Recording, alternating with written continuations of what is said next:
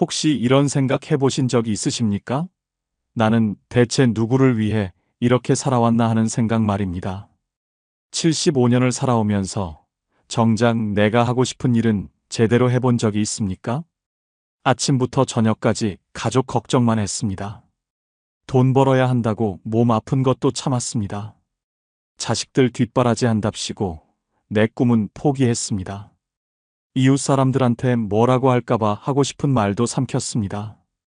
그렇게 75년을 살았는데 지금 내 곁에 남은 건 뭡니까? 이제는 정말 달라져야 하지 않겠습니까?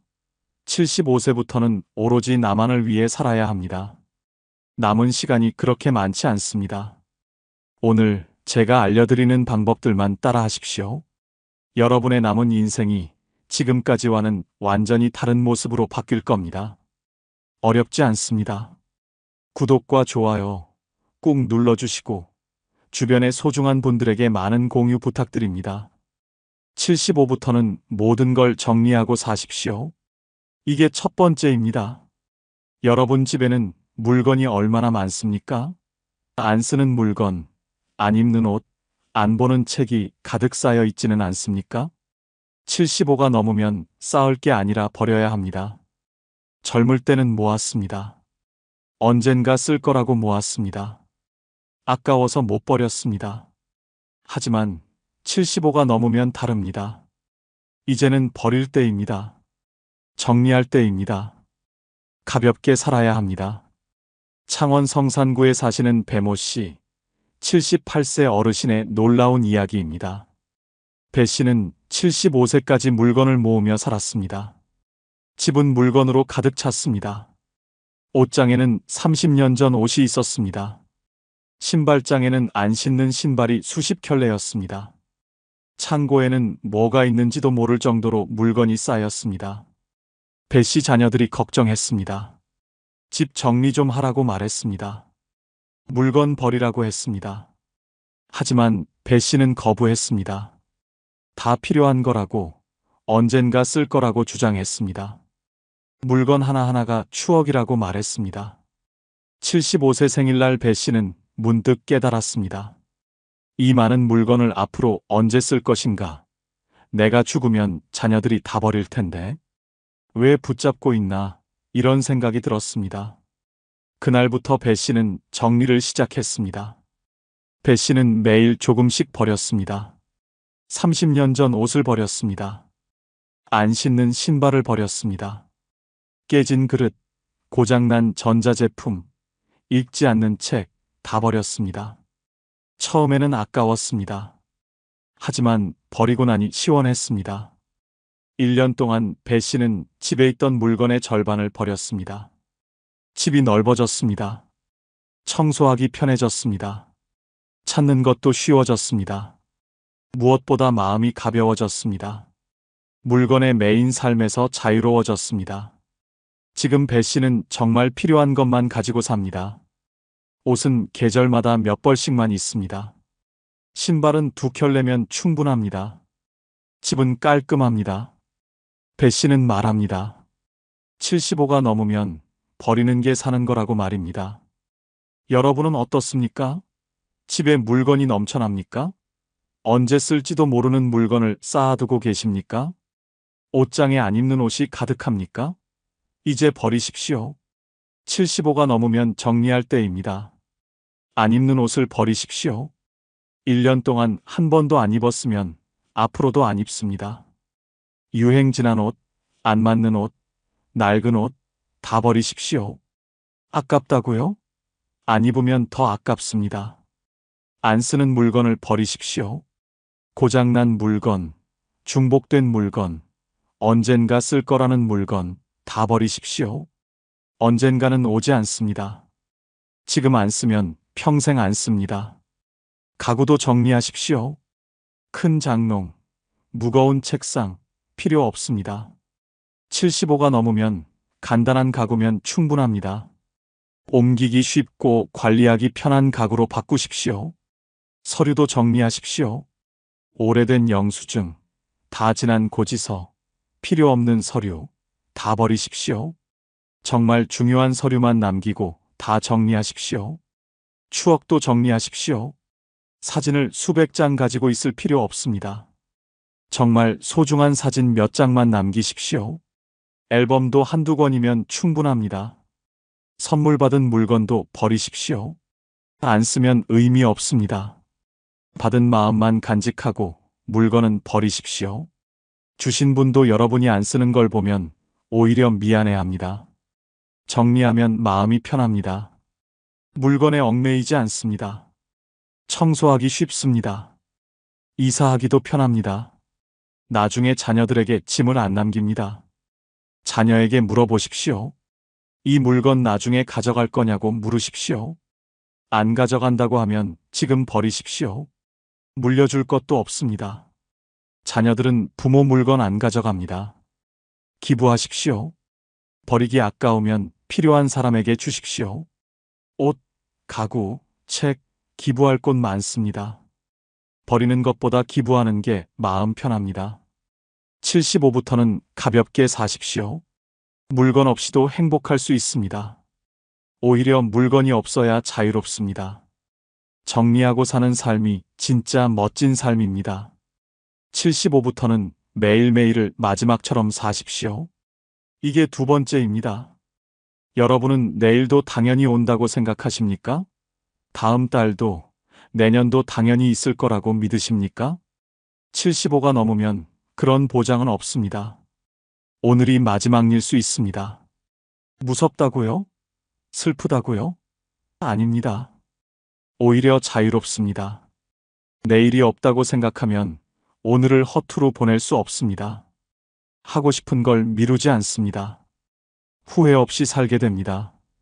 제주도에 사시는 오모 씨, 79세 어르신의 감동적인 이야기입니다. 오 씨는 75세에 암 진단을 받았습니다. 의사는 1년 정도라고 했습니다. 오 씨는 충격받았습니다. 하지만 포기하지 않았습니다. 남은 시간을 어떻게 보낼지 고민했습니다. 오 씨는 버킷리스트를 만들었습니다. 하고 싶었던 것들을 적었습니다.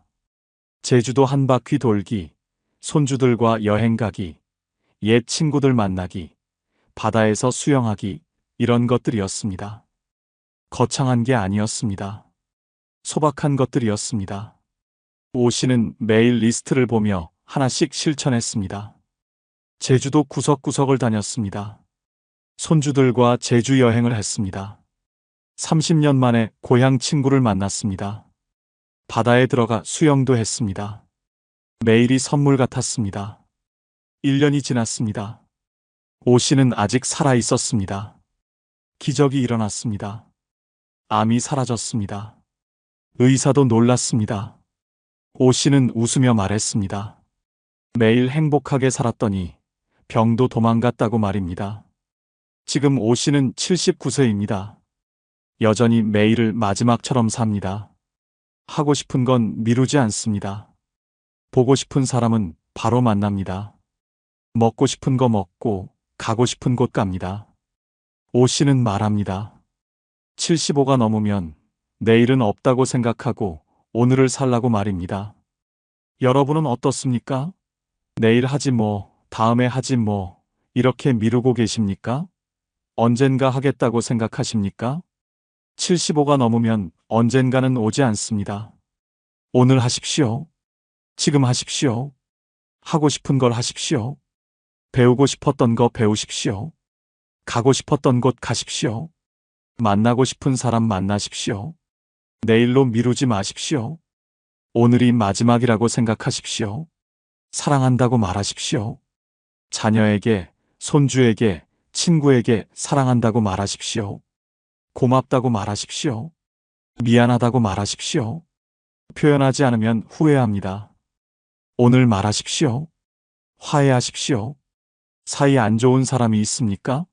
화해하십시오. 자존심 버리십시오. 먼저 손 내미십시오. 75가 넘어서까지 원수 지고 살 필요 없습니다. 용서하십시오. 여러분에게 상처 준 사람을 용서하십시오. 미움 갖고 사는 건 피곤합니다. 용서하면 마음이 편해집니다. 용서는 상대를 위한 게 아니라 여러분을 위한 겁니다. 후회를 정리하십시오. 과거의 후회를 내려놓으십시오. 이미 지나간 일입니다. 돌이킬 수 없습니다. 후회하느라 오늘을 낭비하지 마십시오. 감사하십시오. 오늘 하루 살아있는 것에 감사하십시오. 밥 먹을 수 있는 것, 걸을 수 있는 것, 볼 수 있는 것, 모든 게 감사한 일입니다. 당연한 게 없습니다. 웃으십시오. 매일 웃으십시오. 웃을 일이 없어도 웃으십시오. 웃으면 행복해집니다. 행복해서 웃는 게 아니라 웃어서 행복한 겁니다. 사진을 찍으십시오. 오늘의 순간을 기록하십시오. 손주와 함께, 친구와 함께 사진을 찍으십시오. 추억을 만드십시오. 나중에 보면 행복합니다. 선물을 주십시오. 주변 사람들에게 선물을 주십시오. 비싼 거 아니어도 됩니다. 작은 선물, 따뜻한 말 한마디도 선물입니다. 주는 것이 받는 것보다 행복합니다. 매일 아침 감사 기도를 하십시오. 오늘 하루를 주셔서 감사하다고, 건강하게 해주셔서 감사하다고 기도하십시오. 신앙이 없어도 괜찮습니다. 그냥 감사하다고 말하십시오. 저녁에는 오늘을 돌아보십시오. 오늘 뭐 했는지, 누구 만났는지, 무엇을 느꼈는지 돌아보십시오. 후회 없는 하루였는지 스스로에게 물어보십시오. 75부터는 매일이 보너스입니다. 오늘 하루가 선물입니다. 내일은 모릅니다. 하지만 오늘은 확실합니다. 오늘을 최선을 다해 사십시오. 매일매일을 마지막처럼, 그러면서도 내일을 기대하며 사십시오. 75부터는 체면 따위 다 버리십시오. 이게 세 번째입니다. 여러분은 아직도 남들 시선 신경 쓰십니까? 남들이 뭐라고 할까봐 못하는 게 있습니까? 75가 넘으면 체면이 뭐가 중요합니까? 남은 인생 남 눈치 보며 살 겁니까? 평생 체면 지키며 살았습니다. 남들 보기 부끄럽지 않게 살았습니다. 창피한 일 안 하려고 조심했습니다. 하지만 75가 넘으면 다릅니다. 이제는 체면 버릴 때입니다. 하고 싶은 대로 살 때입니다. 천안 동남구에 사시는 신모 씨, 77세 어르신의 통쾌한 이야기입니다. 신 씨는 평생 체면을 중시하며 살았습니다. 교사였던 신 씨는 항상 단정하게 옷을 입었습니다. 말투도 조심했습니다. 남들에게 모범이 되려고 노력했습니다. 퇴직 후에도 마찬가지였습니다. 신 씨는 하고 싶은 게 있었습니다. 댄스를 배우고 싶었습니다. 젊었을 때부터 춤추는 걸 좋아했습니다. 하지만 못했습니다. 교사가 춤추면 품이 없어 보인다고 생각했습니다. 퇴직 후에도 주저했습니다. 나이 들어서 춤추면 창피하다고 생각했습니다. 75세 되던 해, 신 씨는 결심했습니다. 이제 남은 인생 얼마 안 남았는데 체면 따지다 죽을 수는 없다고 생각했습니다. 댄스 학원에 등록했습니다. 처음 가는 날 정말 떨렸습니다. 손주뻘 되는 젊은 사람들 사이에서 춤추는 게 부끄러웠습니다. 하지만 막상 춰보니 행복했습니다. 음악에 맞춰 몸을 움직이니 살아있는 느낌이었습니다. 땀을 흘리니 기분이 좋았습니다. 젊은 사람들도 응원해줬습니다. 나이 들어서 춤추는 거 멋있다고, 존경한다고 말해줬습니다. 신 씨는 댄스에 빠졌습니다. 일주일에 3번씩 학원에 갔습니다. 발표회에도 나갔습니다. 무대에 서서 춤을 췄습니다. 친구들이 놀랐습니다. 나이감 못한다고, 창피하지 않냐고 말했습니다. 신 씨는 웃으며 대답했습니다. 창피한 게 뭐가 있냐고, 행복한데 뭐가 문제냐고 말입니다. 지금 신 씨는 댄스 강사입니다. 경로당에서 어르신들에게 춤을 가르칩니다. 77세에 새로운 인생을 시작했습니다. 신 씨는 말합니다. 75가 넘으면 체면 따위 버리고 하고 싶은 거 다 하라고 말입니다. 여러분은 어떻습니까? 아직도 남들 눈치 보고 계십니까? 나이 들어서 이러면 안 된다고 생각하십니까? 창피하다고 포기하십니까? 75가 넘으면 창피한 게 뭐가 있습니까? 하고 싶은 거 하십시오. 춤추고 싶으면 춤추십시오. 노래 부르고 싶으면 노래방 가십시오. 화려한 옷 입고 싶으면 입으십시오. 누가 뭐래도 상관없습니다. 염색하십시오. 머리 염색하고 싶으면 하십시오. 밝은 색으로 염색해도 됩니다. 나이 들어서 염색하면 안 된다는 법 없습니다. 젊어 보이고 싶으면 젊어 보이게 하십시오. 화장하십시오. 여자 어르신이라면 화장하십시오. 립스틱 바르고 볼터치하고 예쁘게 꾸미십시오. 75가 넘었어도 예쁘고 싶은 건 당연합니다. 패션에 신경 쓰십시오. 젊은이들 옷 입으면 어떻습니까? 청바지에 티셔츠 입으면 어떻습니까? 편하고 좋으면 입으십시오. 노인복만 입으라는 법 없습니다. 연애하십시오. 배우자 먼저 보내고 혼자 계십니까? 새로운 사람 만나고 싶으면 만나십시오. 75가 넘어도 연애할 권리 있습니다. 재혼하고 싶으면 하십시오. 자식들 반대해도 하십시오. 자식들이 창피하다고 말립니까? 신경 쓰지 마십시오. 자식들 체면 지켜주려고 불행하게 살 필요 없습니다. SNS 하십시오. 인스타그램, 페이스북, 유튜브 하고 싶으면 하십시오. 나이 들어서 SNS 하면 이상하다고요? 아닙니다. 요즘 노인 유튜버 많습니다. 늦게까지 놀아도 됩니다. 밤늦게까지 친구들과 놀고 싶으면 노십시오. 늙었다고 일찍 자라는 법 없습니다. 신나면 밤새도록 놀아도 됩니다. 큰 소리로 웃으십시오. 공공장소에서도 웃고 싶으면 웃으십시오. 물론 민폐는 안 되지만 적당히 즐거우면 표현하십시오. 참지 마십시오. 실수해도 괜찮습니다. 넘어져도 괜찮습니다. 창피해도 괜찮습니다. 75가 넘으면 실수도 매력입니다. 완벽하려고 애쓰지 마십시오. 남들이 뭐라고 하든 신경 쓰지 마십시오. 나이가 못한다고요? 그래서 어쩔 건데요?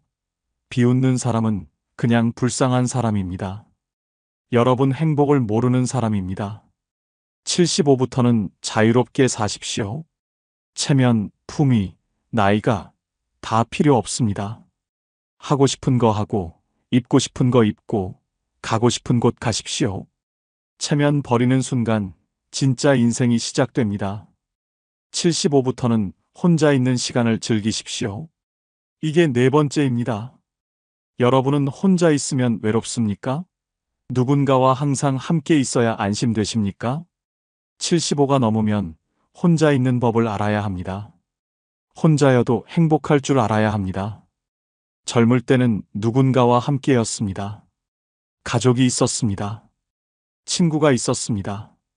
하지만 75가 넘으면 달라집니다. 배우자가 먼저 갑니다. 친구들도 하나둘 떠납니다. 결국 혼자 남습니다. 혼자 있는 걸 두려워하면 불행해집니다. 전주 완산구에 사시는 권모 씨, 78세 어르신의 특별한 이야기입니다. 권 씨는 3년 전 아내를 먼저 보냈습니다. 55년을 함께 산 아내였습니다. 아내가 떠난 후 권 씨는 무너졌습니다. 혼자 있는 게 너무 힘들었습니다. 권 씨는 혼자 있을 수 없었습니다. 아침부터 저녁까지 밖에서 시간을 보냈습니다. 경로당, 복지관, 카페, 어디든 갔습니다. 하지만 피곤했습니다. 권 씨는 깨달았습니다. 혼자 있는 법을 배워야 한다고 생각했습니다. 76세 되던 해, 권 씨는 시도했습니다. 집에서 혼자 하루를 보내보기로 했습니다. 처음에는 정말 힘들었습니다. 하지만 참았습니다. 권 씨는 혼자 할 수 있는 일을 찾았습니다. 책을 읽기 시작했습니다. 빠져들었습니다. 외롭지 않았습니다. 권 씨는 글도 쓰기 시작했습니다. 자기 인생 이야기를 적었습니다. 아내와의 추억을 글로 남겼습니다. 혼자 있는 시간이 소중해졌습니다. 지금 권 씨는 혼자 있는 시간을 즐깁니다.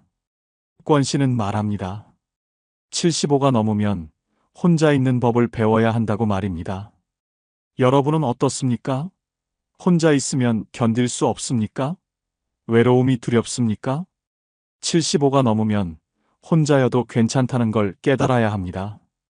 혼자 밥 먹는 연습을 하십시오. 혼자 식당에 가십시오. 처음엔 어색합니다.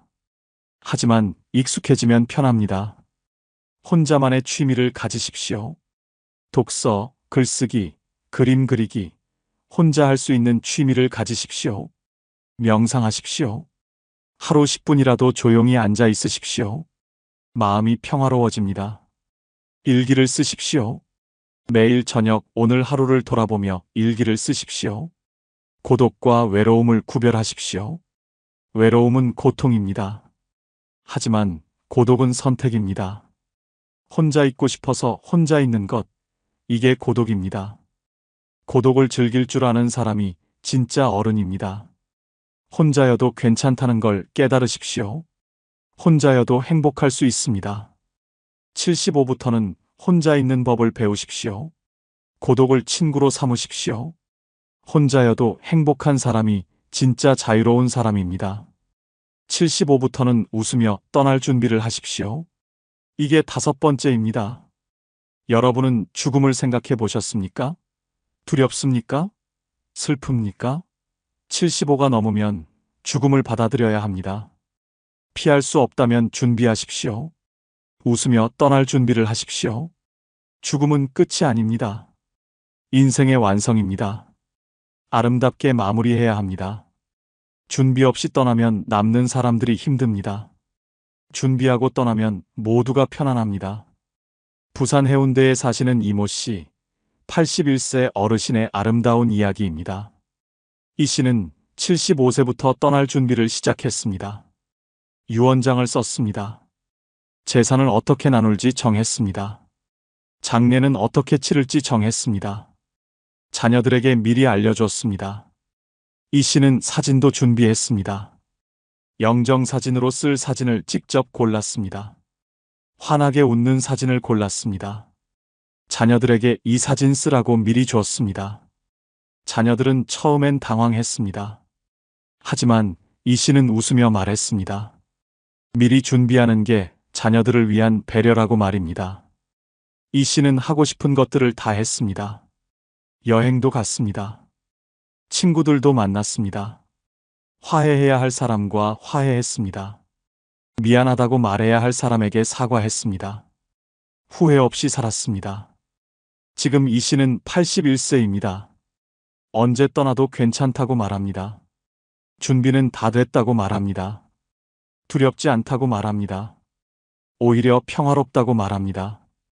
이 씨는 말합니다. 75가 넘으면 웃으며 떠날 준비를 하라고. 그게 마지막 책임이라고 말입니다. 여러분은 어떻습니까? 죽음을 생각해 보셨습니까? 준비하고 계십니까? 아니면 피하고 계십니까? 75가 넘으면 준비해야 합니다. 피할 수 없다면 받아들이십시오. 유언장을 쓰십시오. 재산을 어떻게 나눌지 정하십시오. 자녀들끼리 다투지 않도록 명확하게 쓰십시오. 이게 자녀들을 위한 마지막 배려입니다. 장례 계획을 세우십시오. 어떻게 치를지 정하십시오. 화장할지 매장할지, 장지는 어디로 할지 미리 정해두십시오. 자녀들에게 알려주십시오. 영정사진을 준비하십시오. 직접 고르십시오. 환하게 웃는 사진으로 고르십시오. 슬픈 얼굴로 기억되지 마십시오. 웃는 얼굴로 기억되십시오. 하고 싶은 거 다 하십시오. 후회 없이 사십시오. 가고 싶은 곳 가고, 만나고 싶은 사람 만나고, 먹고 싶은 거 먹으십시오. 후회하며 떠나지 마십시오. 화해하십시오. 사이 안 좋은 사람과 화해하십시오. 원수 지고 떠나지 마십시오. 미운 사람도 용서하십시오. 가벼운 마음으로 떠나십시오. 사랑한다고 말하십시오. 자녀에게, 손주에게, 친구에게 사랑한다고 말하십시오. 표현하지 않고 떠나면 후회합니다. 지금 말하십시오. 감사 편지를 쓰십시오. 평생 고마웠던 사람들에게 편지를 쓰십시오. 죽고 나서 전달되도록 준비하십시오. 마지막 선물입니다. 죽음을 두려워하지 마십시오. 누구나 가는 길입니다. 피할 수 없습니다. 두려워하지 말고 받아들이십시오. 준비된 죽음은 아름답습니다. 75부터는 웃으며 떠날 준비를 하십시오. 죽음은 끝이 아니라 완성입니다. 아름답게 마무리하십시오. 준비하고 떠나는 사람이 진짜 멋진 사람입니다. 여러분은 지금까지 뭐 하려고 그렇게 열심히 사셨습니까? 70년을 살아보니 인생이 뭔가요? 별거 아닙니다. 정말 별거 없습니다. 자식 키운다고 고생했습니다. 돈 번다고 밤낮 없이 일했습니다. 체면 지킨다고 무리했습니다. 남들 눈치 보느라 하고 싶은 것도 못했습니다. 그렇게 70년을 살았습니다. 그런데 남는 게 뭡니까? 아무것도 없습니다. 이제 깨달았습니다. 인생은 별거 아니라는 걸 말입니다. 그래서 이제는 다르게 살기로 했습니다. 70부터는 완전히 다르게 살아야 합니다. 오늘부터 말씀드릴 방법대로 사십시오. 남은 인생이 지금까지와는 완전히 달라질 겁니다. 구독과 좋아요 꾹 눌러주시고 주변의 소중한 분들에게 많은 공유 부탁드립니다. 70부터는 자식에게 기대하지 마십시오. 이게 첫 번째입니다. 여러분은 아직도 자식들이 챙겨줄 거라고 생각하십니까? 명절에 찾아올 거라고 기대하십니까? 그 기대가 여러분을 죽입니다. 자식은 부모의 소유물이 아닙니다. 자식도 자기 인생이 바쁩니다. 직장일, 배우자, 자기 자녀들, 이것만으로도 벅찹니다. 부모까지 챙길 여유가 없습니다. 이게 현실입니다. 냉정하지만 받아들여야 합니다. 대전 중구에 사시는 한모 씨, 74세 어르신의 이야기입니다. 한 씨는 세 자녀를 키웠습니다. 대학까지 보냈습니다. 결혼 비용도 다 됐습니다. 손주들 용돈도 챙겼습니다. 평생 자식을 위해 살았습니다. 한 씨는 자식들이 자기를 돌봐줄 거라고 믿었습니다. 늙으면 자식들이 효도할 거라고 생각했습니다. 그런데 현실은 달랐습니다. 명절에도 안 옵니다. 생일에도 연락 없습니다. 아파도 찾아오지 않습니다. 한 씨는 서운했습니다. 섭섭했습니다. 화가 났습니다. 자식들에게 전화해서 따졌습니다. 내가 너희를 어떻게 키웠는데 이렇게 배은망덕할 수 있느냐고 소리쳤습니다. 자식들과 사이가 더 나빠졌습니다. 한 씨는 우울증에 걸렸습니다. 밤마다 울었습니다. 자식들 원망하며 살았습니다. 건강도 나빠졌습니다. 자식 때문에 스스로를 망가뜨렸습니다. 그러다 72세 되던 해 한 씨는 생각을 바꿨습니다. 자식에게 기대하지 않기로 했습니다. 자식들 인생은 자식들 것이라고 인정했습니다. 더 이상 서운해하지 않기로 했습니다. 한 씨는 경로당에 나가기 시작했습니다. 친구를 사귀었습니다. 취미 생활을 시작했습니다. 자원봉사도 했습니다. 자식 생각할 시간이 없어졌습니다. 마음이 편해졌습니다. 건강도 좋아졌습니다. 지금 한 씨는 행복합니다. 자식들이 연락 안 해도 괜찮습니다. 오면 반갑고 안 와도 상관없습니다. 자식에게 기대하지 않으니 서운할 일이 없습니다. 자유로워졌습니다. 여러분은 어떻습니까? 아직도 자식이 찾아오기를 기다리고 계십니까? 전화 오기를 손꼽아 기다리십니까? 그 기다림이 여러분을 불행하게 만듭니다. 자식에게 기대하지 마십시오. 자식은 감사 보너스입니다. 와주면 고맙고 안 와도 섭섭하지 않은 존재로 생각하십시오. 이렇게 생각하면 마음이 편합니다. 자식에게 의존하지 마십시오. 경제적으로도 정서적으로도 독립하십시오. 내 삶은 내가 책임진다는 마음가짐이 필요합니다. 자식 없이도 행복할 수 있다는 걸 증명하십시오. 자식에게 베풀기만 하지 마십시오. 이제 그만 주십시오. 용돈도 그만, 집안일 도와주기도 그만, 손주 봐주기도 그만하십시오. 여러분의 시간과 돈은 여러분을 위해 쓰십시오. 자식과 적당한 거리를 유지하십시오. 너무 가깝지도 너무 멀지도 않게 지내십시오. 서로의 삶을 존중하십시오. 간섭하지 말고 기대하지 마십시오. 자식 때문에 스트레스 받지 마십시오. 자식이 잘못되어도 여러분 탓이 아닙니다. 자식이 성공해도 여러분 덕분이 아닙니다. 자식은 독립된 인격체입니다. 책임지려 하지 마십시오. 자식 대신 친구를 만드십시오. 자식보다 친구가 더 가깝습니다. 어려울 때 옆에 있어주는 건 자식이 아니라 친구입니다. 친구에게 투자하십시오. 우정을 쌓으십시오. 자식에게 기대를 버리는 순간 인생이 자유로워집니다. 서운함도 없고 섭섭함도 없고 화도 없습니다. 70부터는 자식 없이 사는 연습을 하십시오. 그게 행복의 시작입니다. 70부터는 남의 눈치 보지 마십시오. 이게 두 번째입니다. 여러분은 아직도 남들이 뭐라고 할까봐 조심하고 계십니까? 70년 동안 눈치 보며 사셨으면 이제 그만하십시오. 남은 인생은 여러분 마음대로 사십시오. 평생 남의 눈치만 봤습니다. 이웃 눈치, 친척 눈치, 자식 눈치, 심지어 손주 눈치까지 봤습니다. 하고 싶은 말도 참았습니다.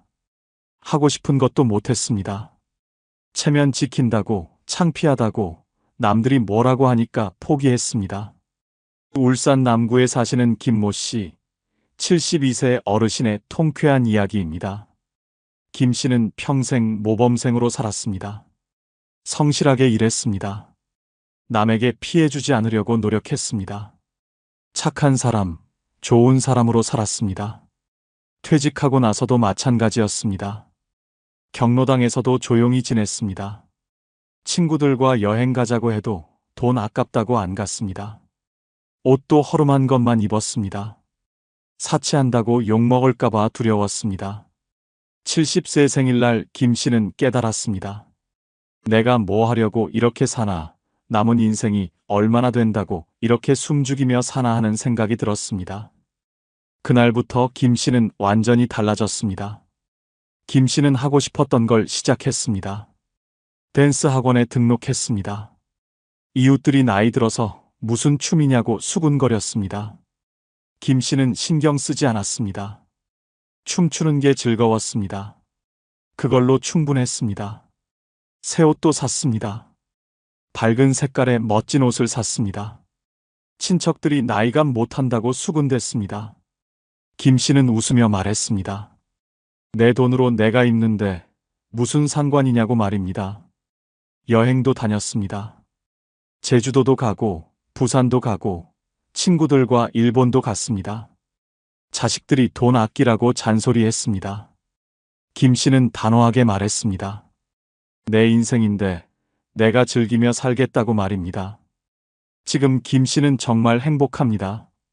남의 눈치 안 보니까 자유롭습니다. 하고 싶은 거 다 합니다.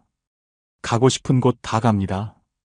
먹고 싶은 거 먹고 사고 싶은 거 삽니다. 얼굴에 생기가 넘칩니다. 여러분은 어떻습니까? 아직도 이웃들이 뭐라고 할까봐 두렵습니까? 친척들이 욕할까봐 조심하십니까? 자식들이 싫어할까봐 참고 계십니까? 70이 넘도록 그렇게 사실 겁니까? 남들이 뭐라고 하든 신경 쓰지 마십시오. 여러분 인생입니다. 여러분 마음대로 사십시오. 남들은 여러분 인생에 책임져 주지 않습니다. 그런 사람들 눈치 볼 필요 없습니다. 하고 싶은 거 하십시오. 배우고 싶었던 거 배우십시오. 가고 싶었던 곳 가십시오. 입고 싶었던 옷 입으십시오. 먹고 싶었던 거 드십시오. 누가 뭐래도 상관없습니다. 사치라고요? 웃기는 소리입니다. 평생 모은 돈 쓰는데 무슨 사치입니까? 자식 줄 돈 아껴서 뭐 합니까? 자식들은 어차피 부모 재산 기대 안 합니다. 여러분이 쓰십시오. 창피하다고요? 70이 넘어서 뭐가 창피합니까? 춤추고 싶으면 춤추십시오. 노래 부르고 싶으면 노래방 가십시오. 연애하고 싶으면 연애하십시오. 아무도 여러분을 비웃을 자격 없습니다. 나이값 못한다고요? 나이값이 뭡니까? 늙으면 죽은 듯이 살아야 합니까?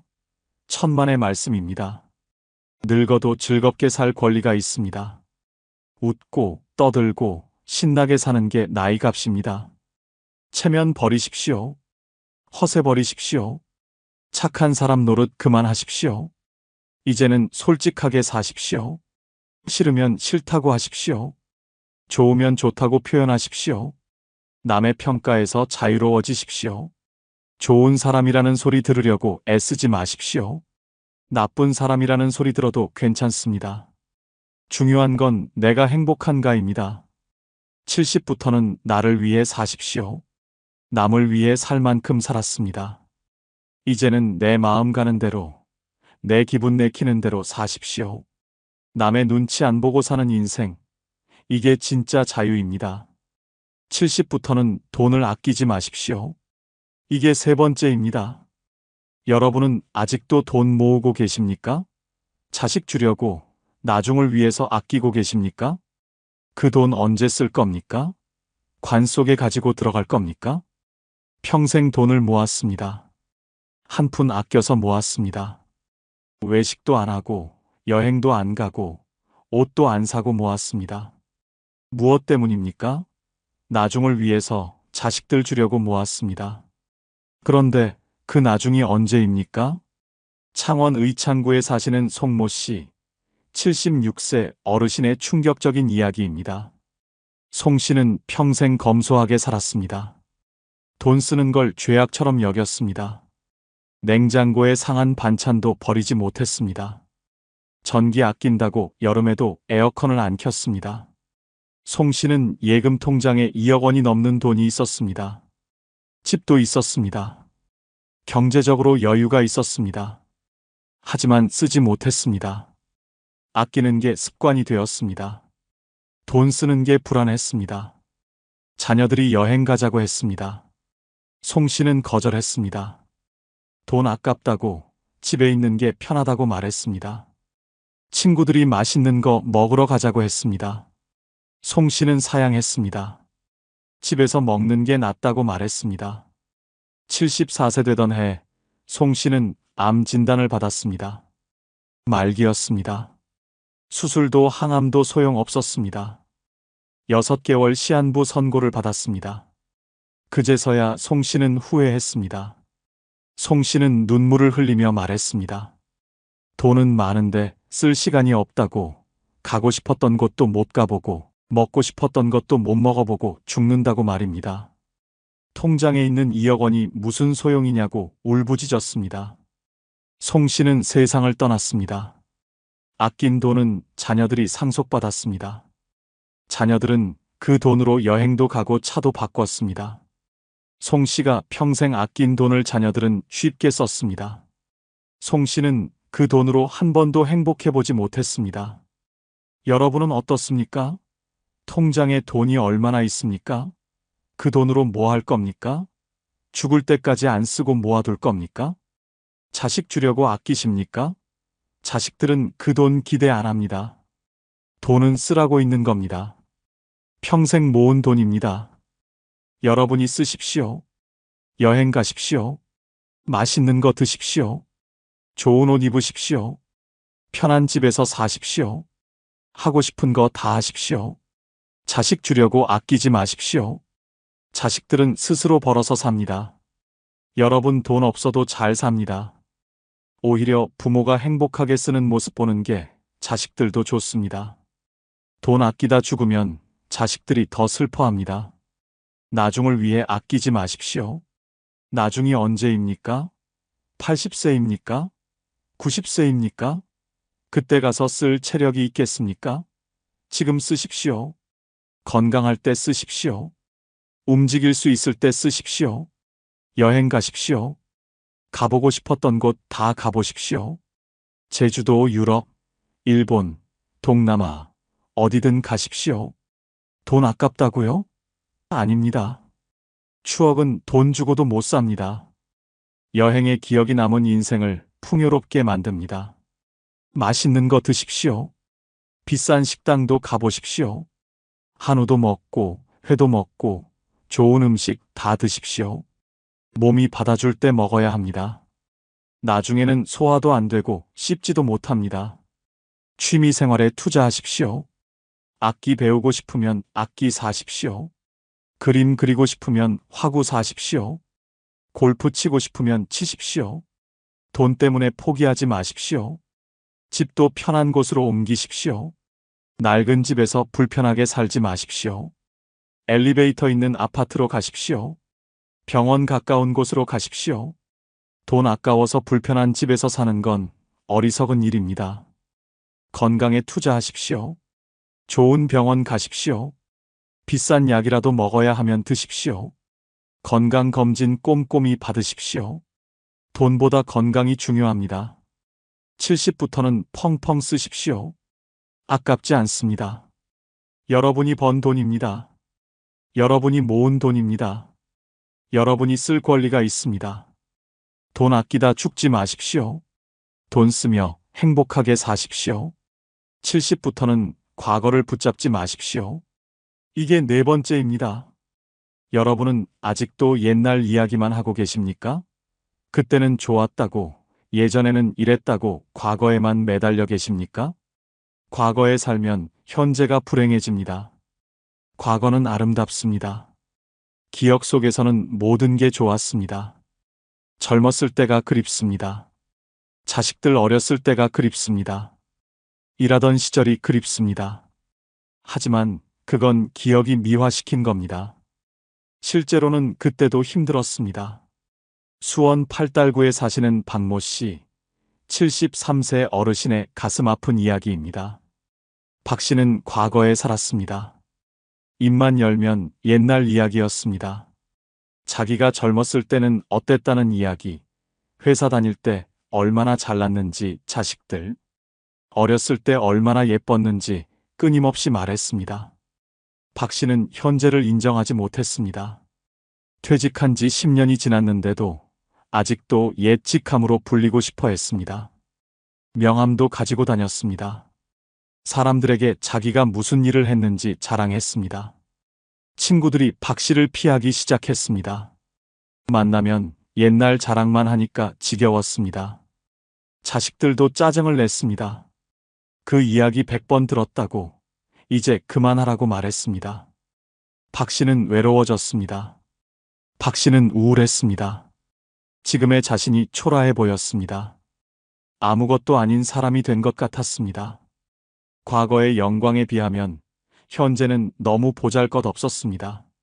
집에만 틀어박혀 지냈습니다. 72세 되던 해, 박 씨는 깨달았습니다. 과거에 매달려서는 행복할 수 없다는 걸 말입니다. 지나간 일은 지나간 겁니다. 아무리 그리워해도 돌아오지 않습니다. 이제는 현재를 살아야 한다고 생각했습니다. 박 씨는 과거 이야기를 그만뒀습니다. 옛날 명함도 버렸습니다. 과거의 직함도 내려놓았습니다. 지금의 자신을 받아들였습니다. 그냥 평범한 70대 노인으로 살기로 했습니다. 박 씨는 새로운 취미를 시작했습니다. 사진을 배우기 시작했습니다. 매일 공원에 나가서 사진을 찍었습니다. 사진 동호회에도 가입했습니다. 그곳에서는 과거가 중요하지 않았습니다. 지금 찍는 사진이 중요했습니다. 박 씨는 행복해졌습니다. 과거를 내려놓으니 현재가 보였습니다. 오늘이 소중해졌습니다. 친구들도 다시 만나고 싶어 했습니다. 과거 자랑 안 하는 박 씨가 훨씬 좋았습니다. 여러분은 어떻습니까? 아직도 예전 직함에 매달리고 계십니까? 젊었을 때 이야기만 하고 계십니까? 그때는 좋았다고 한숨만 쉬고 계십니까? 과거는 과거일 뿐입니다. 과거를 내려놓으십시오. 젊었을 때의 자신을 놓아주십시오. 일하던 시절의 권위를 버리십시오. 그건 이미 지나갔습니다. 지금의 여러분이 진짜 여러분입니다. 옛날 이야기 그만하십시오. 사람들은 듣기 싫어합니다. 특히 자식들은 정말 지겨워합니다. 그 이야기 수백 번 들었습니다. 이제 그만하십시오. 과거와 비교하지 마십시오. 지금이 예전만 못하다고 한탄하지 마십시오. 그때는 그때고 지금은 지금입니다.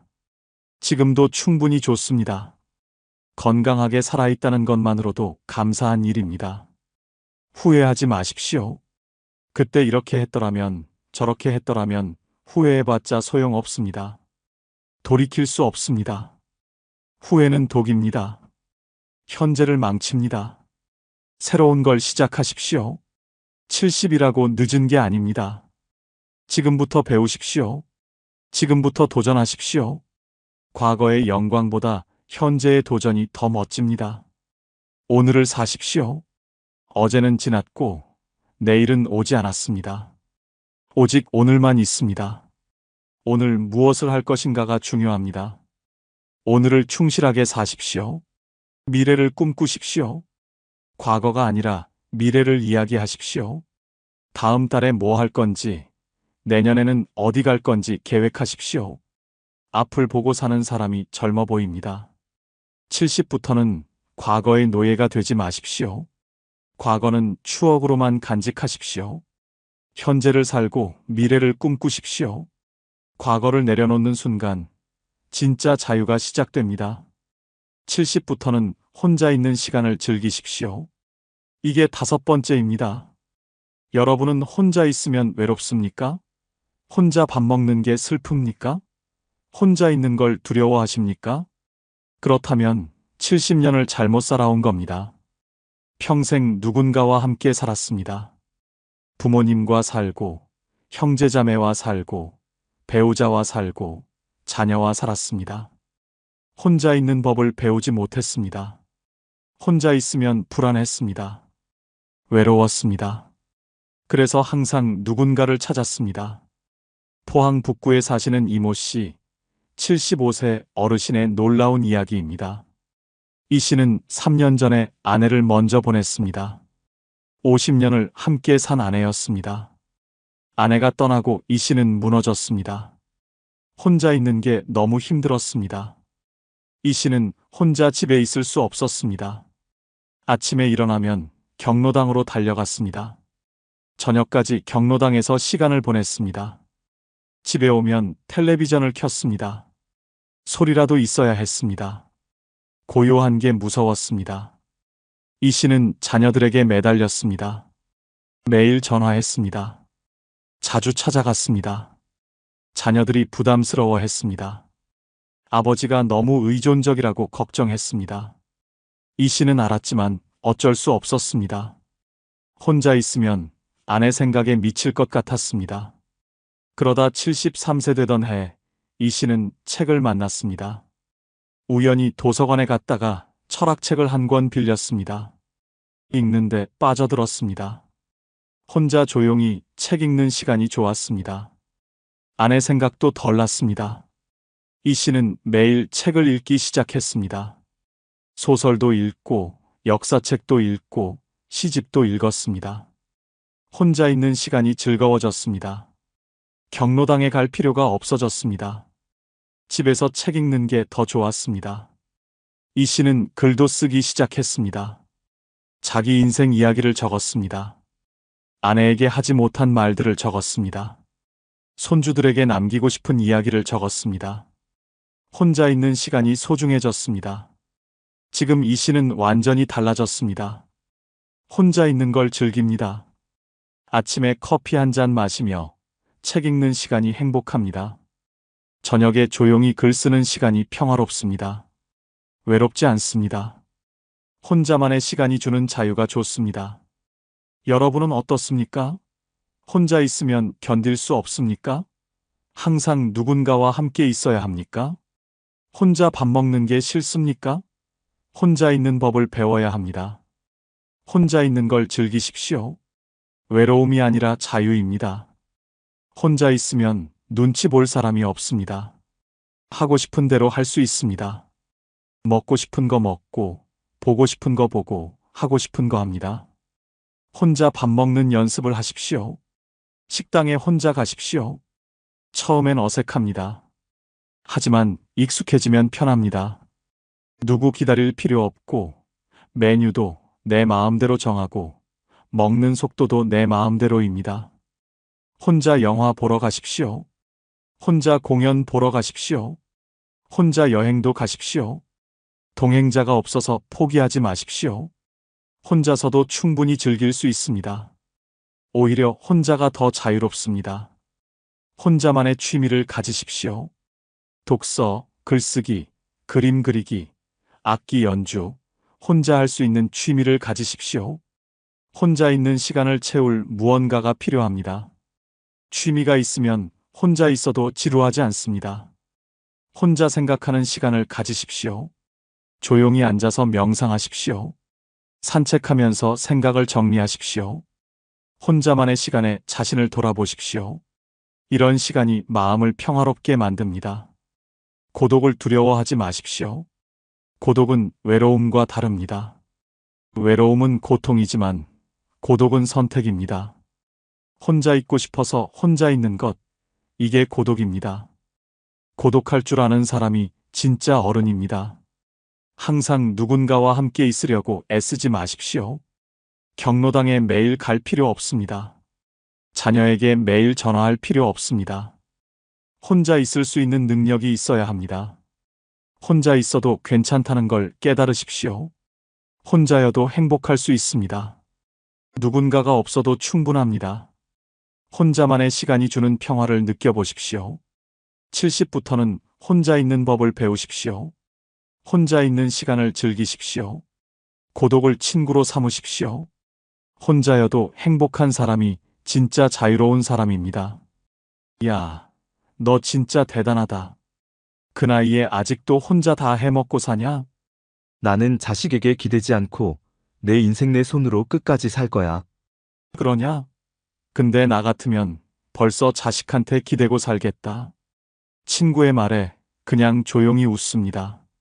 세상은 나이를 이유로 불쌍하다고 말하지만 진짜 불쌍한 건 스스로를 버린 사람입니다. 70세가 넘어서도 남 눈치 보지 않고 자식에게 기대지 않고 하루 한 끼를 스스로 차려 먹을 수 있다면 이미 인생의 승자입니다. 주름진 손으로 밥을 짓고 통장 잔고를 스스로 확인하며 괜찮아, 아직 나 괜찮아라고 말할 수 있는 사람. 그런 사람은 늙은 게 아니라 단단해진 사람입니다. 오늘 이야기할 5가지 징표는 단순한 노년의 조건이 아닙니다. 세상 풍파 다 맞고도 무너지지 않은 사람만이 가질 수 있는 존엄한 생존의 증거입니다. 구독, 좋아요, 알림 설정 누르시면 시작하겠습니다. 아울러 주변의 소중한 분들에게 많은 공유 부탁드립니다. 첫 번째, 70세 넘어 자식이 나를 부양하지 않아도 원망하지 않는다면 잘 살아오신 겁니다. 그건 단순한 포기가 아닙니다. 부모로서의 의무를 다한 뒤 기대 대신 자유를 택한 사람의 품격입니다. 세상에서 가장 쓰라린 상처는 남이 아닌 자식에게서 옵니다. 한때 내 품에서 울던 아이가 어느 날 차갑게 돌아서며 말합니다. 이제 저희도 바빠요, 어머니. 그 말 한마디에 평생의 헌신이 무너집니다. 하지만 그 순간에도 그래, 내 몫은 여기까지였지라며 담담히 웃을 수 있다면 그건 평생을 단단히 살아낸 사람만이 할 수 있는 일입니다. 경기도 안성의 78세 장정임 씨는 세 자식을 홀로 키웠습니다. 남편이 젊은 나이에 떠나고 아이들을 먹이기 위해 새벽부터 도시락 공장에 나갔습니다. 내 새끼들만 잘 되면 된다는 생각 하나로 버텼습니다. 그렇게 3남매 모두 대학을 졸업시키고 결혼까지 시켰습니다. 하지만 이제 그 아이들은 전화 한 통조차 없습니다. 명절이 되어도 엄마 이번엔 못 내려가요라는 메시지 한 줄이 전부입니다. 처음엔 눈물이 나고 서운했습니다. 내가 그 고생을 했는데 이럴 수 있나 하지만 어느 날 장정임 씨는 문득 생각했습니다. 그 애들도 자기 인생이 있지. 내가 바란 건 내 만족이었을 뿐이야. 그날 이후 그녀는 전화가 오지 않아도 기다리지 않았습니다. 혼자 밥을 차리고 혼자 드라마를 보며 웃었습니다. 그리고 말했습니다. 이제는 내 인생을 내가 부양할 차례야. 반면 서울 송파의 80세 윤상희 씨는 자식에게 버림받았다는 생각을 지울 수 없었습니다.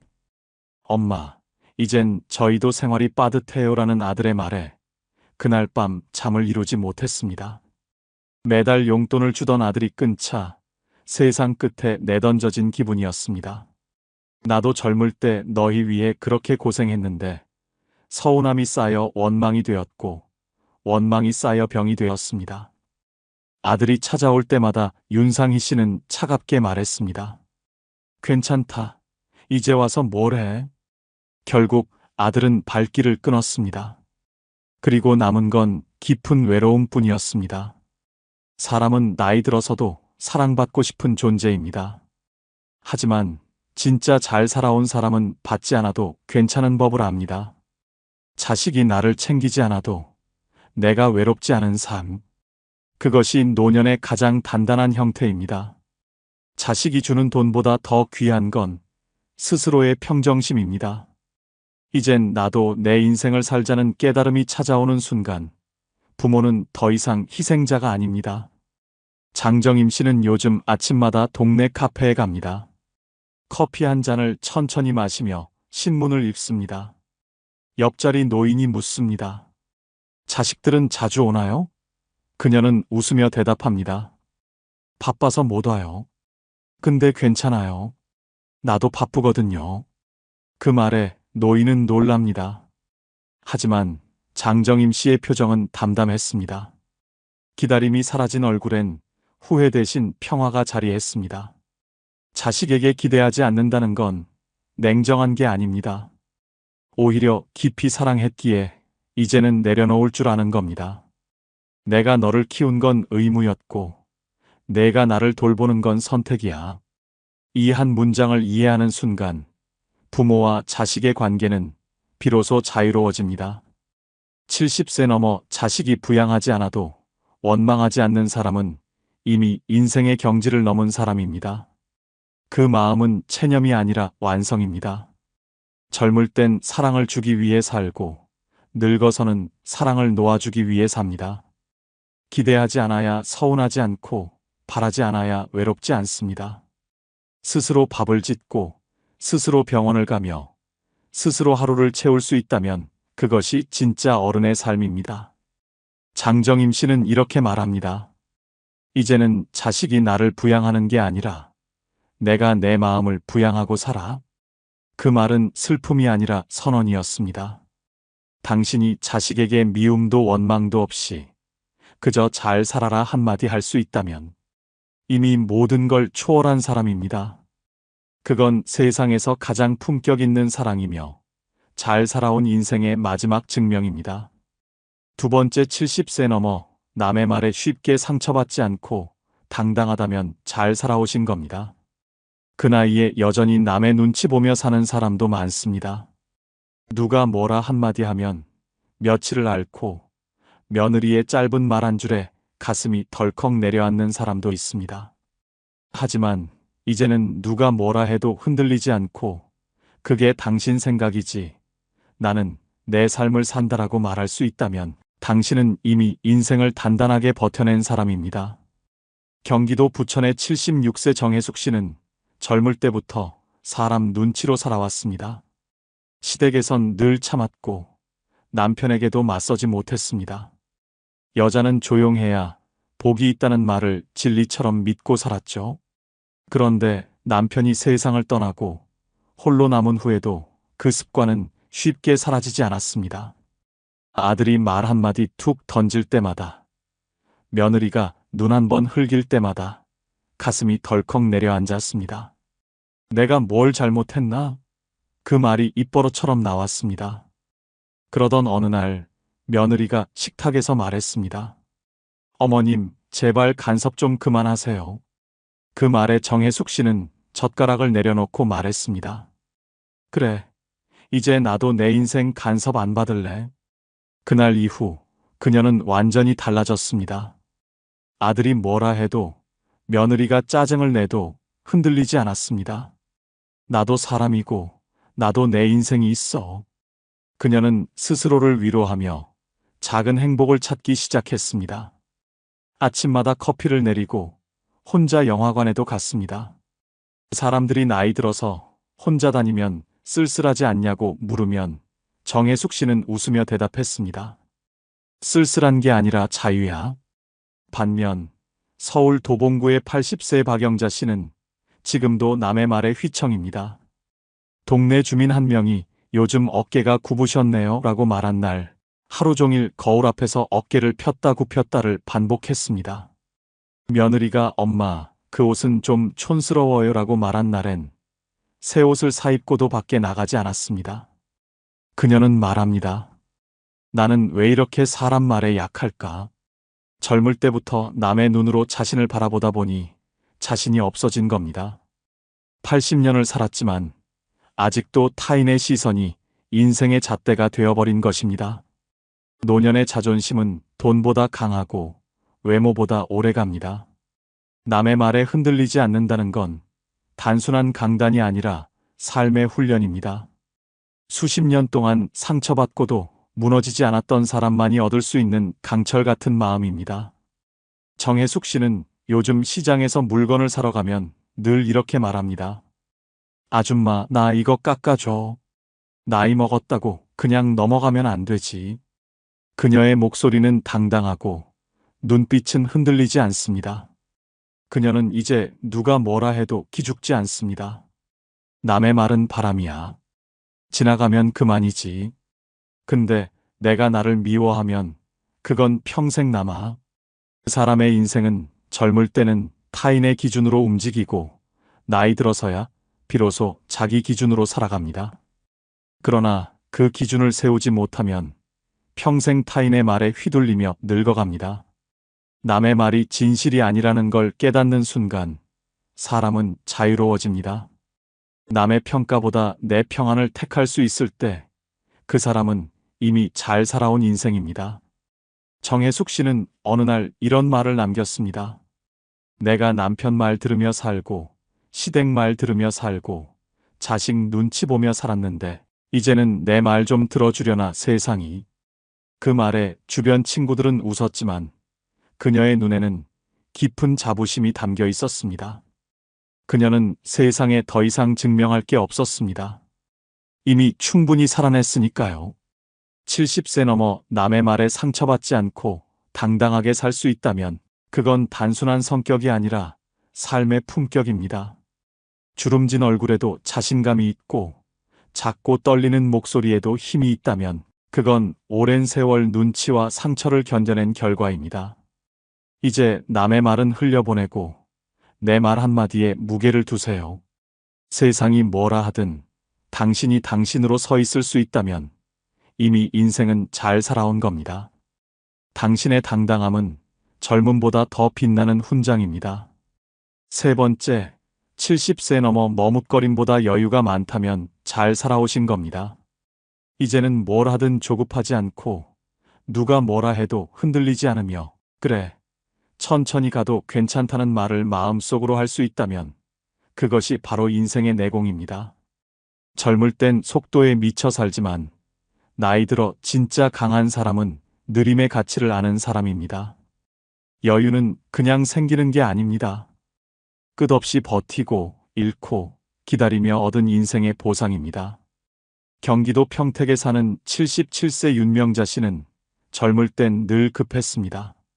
세 아이를 키우며 공장에서 일하고 집에 돌아오면 쌀 씻고 반찬을 만들며 하루를 전쟁처럼 살았습니다. 시간이 없다가 그녀의 입버릇이었습니다. 그때는 멈추면 불안했습니다. 남편이 병에 걸렸을 때도 병원비 어떡하지만 생각했지 그의 손을 잡고 마음을 나눈 적은 없었습니다. 그가 세상을 떠난 후 윤명자 씨는 말했습니다. 나는 살아 있었지만 인생은 늘 뛰기만 했어. 그녀는 그때부터 달리기를 멈췄습니다. 새벽이면 커피를 내리고 해가 뜨는 걸 바라봤습니다. 살면서 해 뜨는 걸 여유롭게 본 게 처음이야. 그 한마디에 눈물이 맺혔습니다. 이웃이 할머니 뭐 하세요? 묻자 그녀는 미소 지으며 말했습니다. 아무것도 안 해요. 근데 그게 이렇게 좋네요. 그날 이후 윤명자 씨의 인생은 느리게 변했습니다. 걸음도 말도 생각도 천천히. 그 느림 속에서 그녀는 오히려 더 단단해졌습니다. 반면 서울 강서구의 81세 김봉희 씨는 여전히 빨리빨리의 굴레에서 벗어나지 못했습니다. 빨리 먹어야지, 빨리 가야지, 빨리 끝내야지. 그의 하루는 여전히 경쟁이었습니다. 밥을 먹을 때도 TV를 볼 때도 옆 사람보다 한 발 빨라야 안심이 됐습니다. 그러나 정작 본인은 늘 지쳤습니다. 손녀가 할머니, 왜 그렇게 급해요? 물었을 때 김봉희 씨는 대답하지 못했습니다. 이유는 단 하나였습니다. 평생 남에게 뒤처지면 안 된다고 배워왔기 때문입니다. 그러다 어느 날 지하철 계단에서 급히 뛰다 넘어져 갈비뼈를 다쳤습니다. 병원 침대에 누워 천장을 보며 처음으로 생각했습니다. 이 나이에 내가 왜 아직도 그렇게 급했을까? 그녀는 그날 이후 처음으로 느림을 배웠습니다. 이제는 천천히 살아도 돼. 그 말 한마디를 내뱉는데 평생이 걸렸습니다. 사람은 젊을 때는 속도를 자랑하지만 노년에 들어서야 여유가 품격이 됩니다. 머뭇거림은 불안에서 나오지만 여유는 확신에서 나옵니다. 내가 걸어온 길이 틀리지 않았다는 확신이 있는 사람만이 천천히 걸을 수 있습니다. 윤명자 씨는 요즘 매일 아침 공원에 나가 벤치에 앉아 있습니다. 새들이 지저귀고 아이들이 떠드는 소리가 들려도 그저 미소를 짓습니다. 예전엔 이런 소리도 시끄러워서 짜증났는데 지금은 살아있다는 소리 같아요. 그녀의 눈빛은 고요하지만 그 안에는 평생의 폭풍이 지나간 흔적이 있습니다. 그 폭풍을 견디고 나서야 얻은 것이 바로 여유입니다. 70세가 넘어 여유가 생겼다는 건 단순히 성격이 변한 게 아닙니다. 그건 세상의 속도를 내려놓을 줄 아는 사람, 조급함보다 평온을 선택할 줄 아는 사람, 그리고 인생의 마지막을 바라보며 이제야 내 시간이다라고 말할 수 있는 사람의 특권입니다. 윤명자 씨는 요즘 친구들이 조급하게 사는 걸 보며 이렇게 말합니다. 나는 이제 늦게 가는 게 무섭지 않아. 내가 나답게 가면 그게 제일 빠른 길이야. 그 말에 친구들은 웃지만 그 웃음 속엔 존경이 섞여 있습니다. 70세 넘어 머뭇거림보다 여유가 많다면 당신은 이미 인생의 속도를 조절할 줄 아는 사람입니다. 그건 돈으로도 배울 수 없고 젊은 시절엔 절대 가질 수 없는 힘입니다.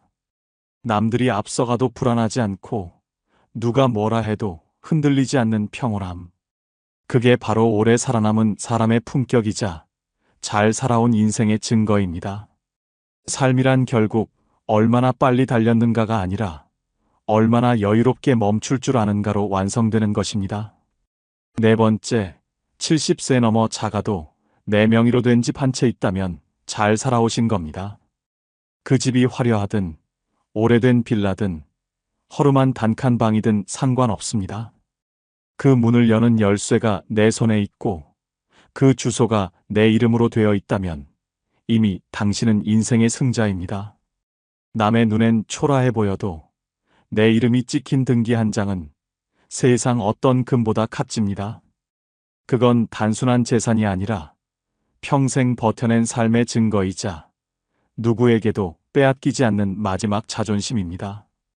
부산 사하구에 사는 75세 박춘자 씨는 평생을 새들어 살았습니다. 젊은 시절 남편이 사업에 실패하면서 집이 넘어가고 아이 셋을 데리고 고시원, 반지하, 옥탑방을 전전했습니다. 그때마다 사람들은 말했습니다. 그래도 자식 키웠으면 됐지. 하지만 박춘자 씨의 속은 늘 불안했습니다. 언제 집주인이 나가라 할지 몰랐고 월세날만 되면 손이 떨렸습니다. 그러던 어느 날 딸이 결혼하며 집을 나가던 날 그녀는 혼잣말로 중얼거렸습니다. 이제 나 혼자 남았네. 그런데 내 집은 없네. 그날 밤 잠이 오지 않았습니다. 그녀는 결심했습니다. 이제는 나도 내 이름으로 된 집을 가져보자.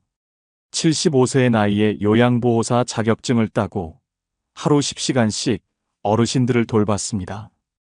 허리가 끊어질 듯 아파도 참고 일했습니다. 그렇게 5년을 모아 6천만 원짜리 작은 원룸을 샀습니다. 2층짜리 낡은 빌라였지만 등기부등본 맨 위에 자신의 이름이 적힌 걸 본 순간 그녀는 오열했습니다. 이게 내 집이구나. 이제 누가 뭐래도 나가라 할 사람은 없네. 그녀는 지금도 말합니다. 나는 부자도 아니고 돈도 많지 않아요. 하지만 내 집에 내 물건을 두고 내 냄비에 밥을 지을 수 있어요. 그게 행복이에요. 그 말은 단순한 자랑이 아닙니다.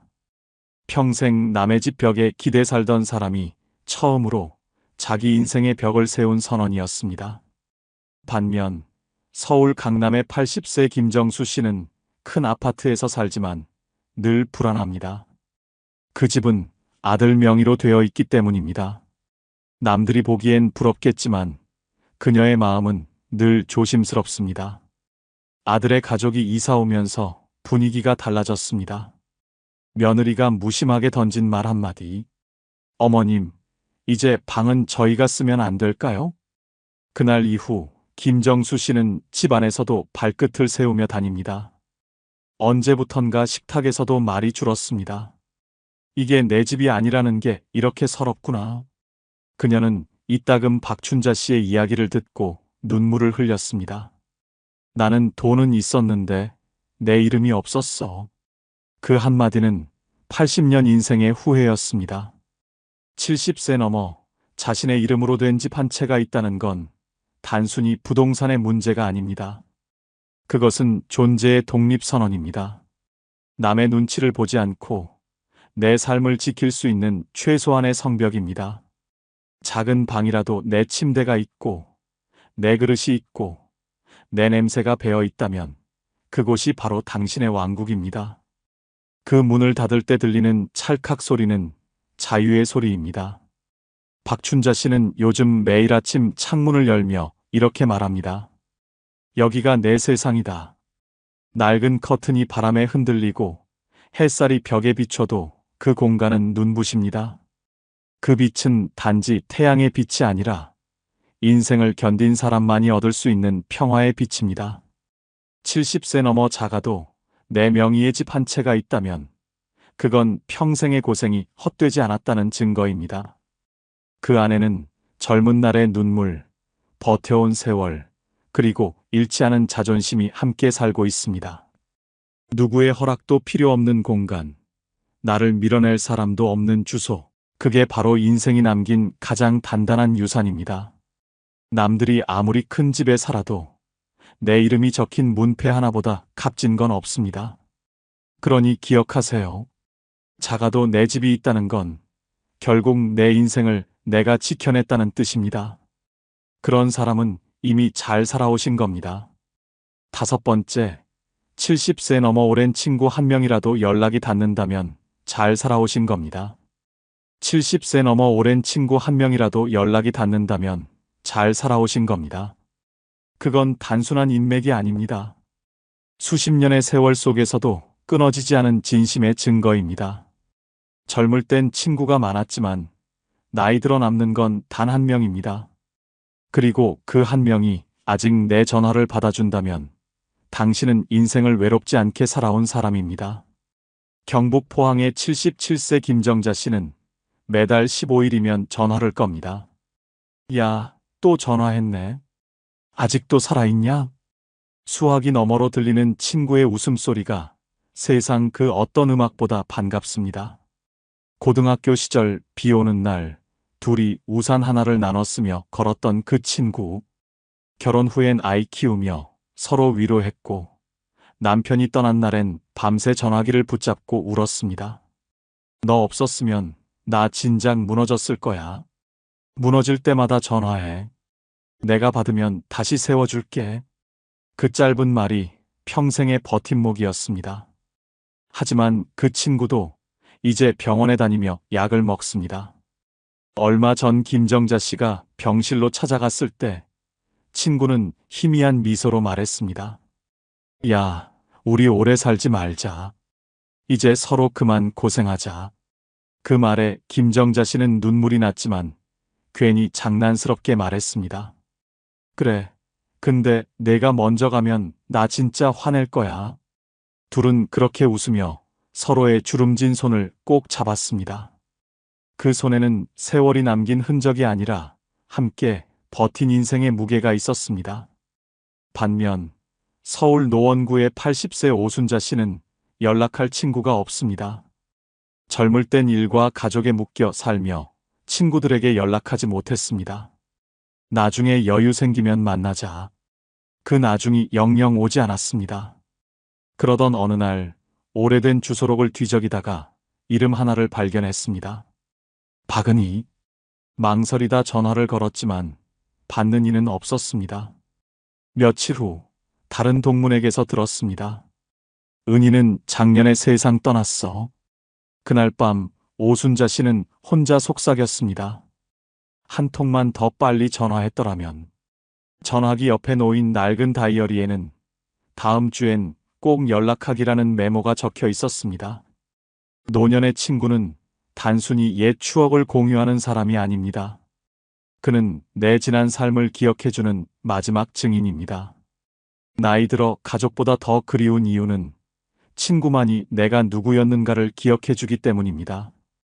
김정자 씨는 요즘 말합니다. 돈은 없어도 괜찮아. 근데 친구 전화는 꼭 받아야 돼. 그게 내 하루를 살게 하니까.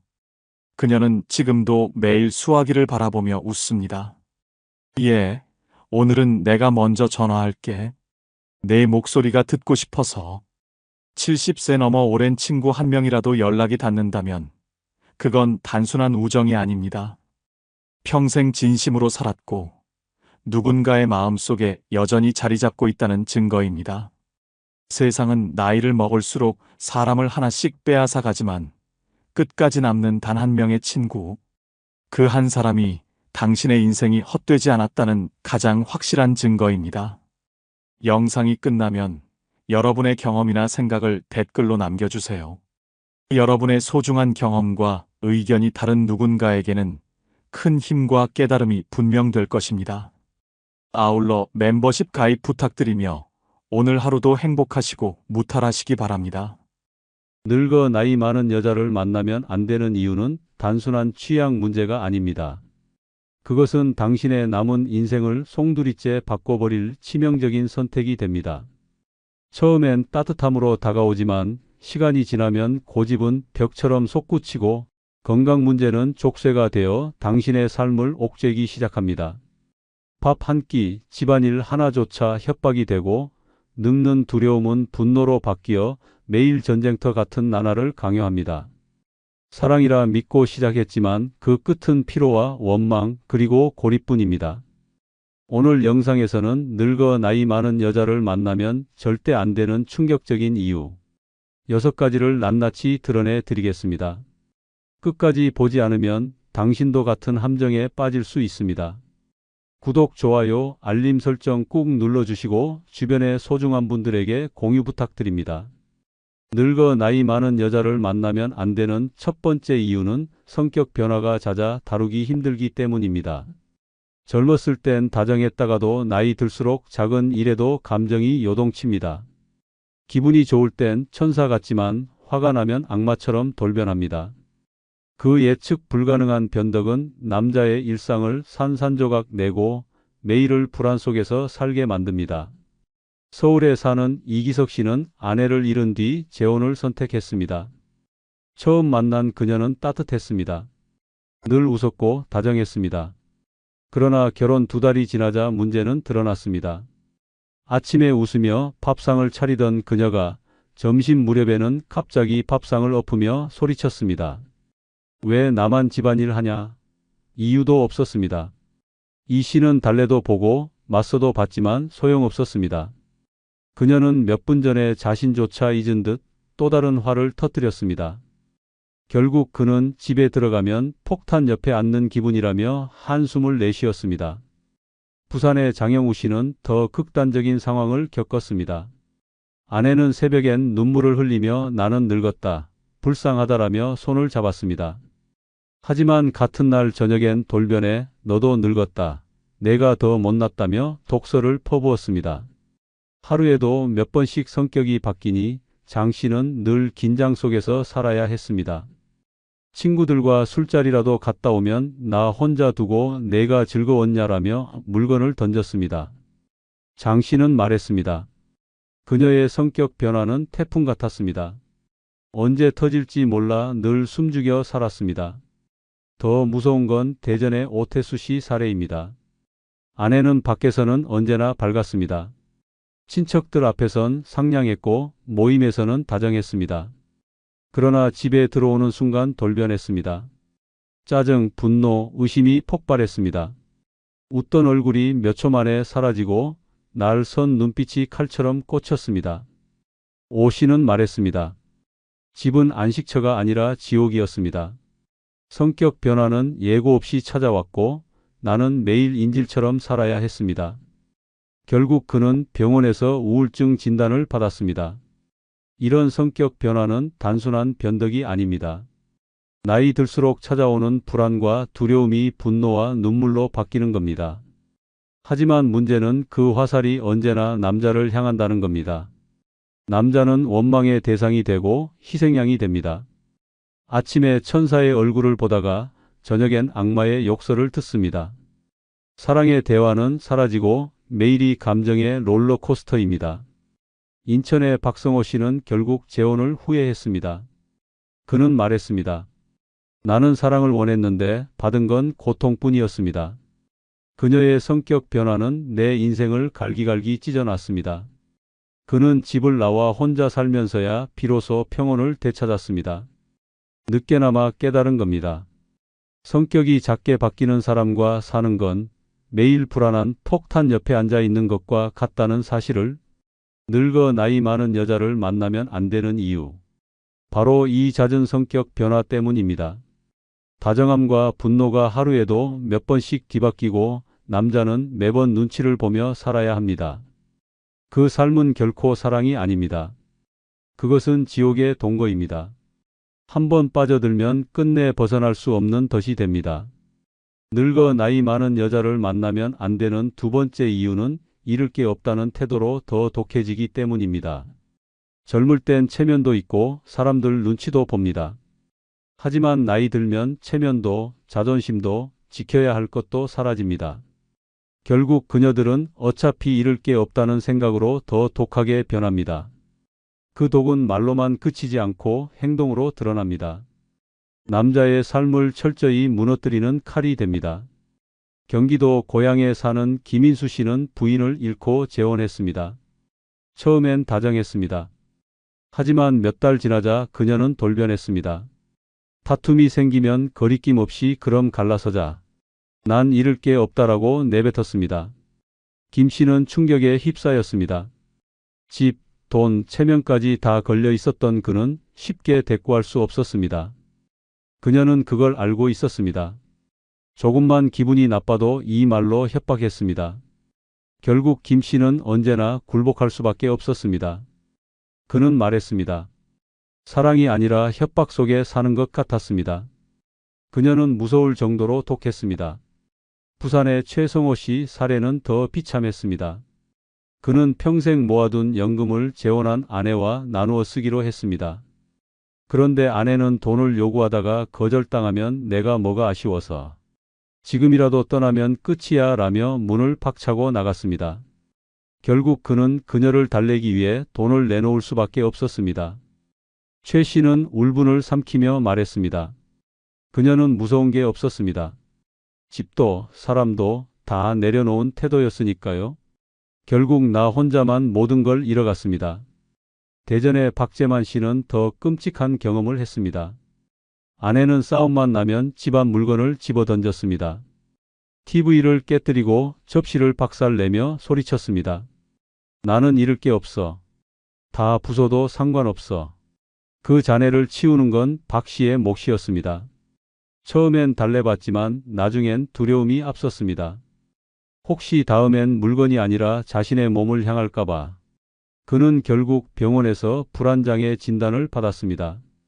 이처럼 나이 많은 여자들이 더 무서운 이유는 잃을 게 없다는 태도입니다. 나이 들어 아이도 다 컸고 집착할 것도 없다고 생각합니다.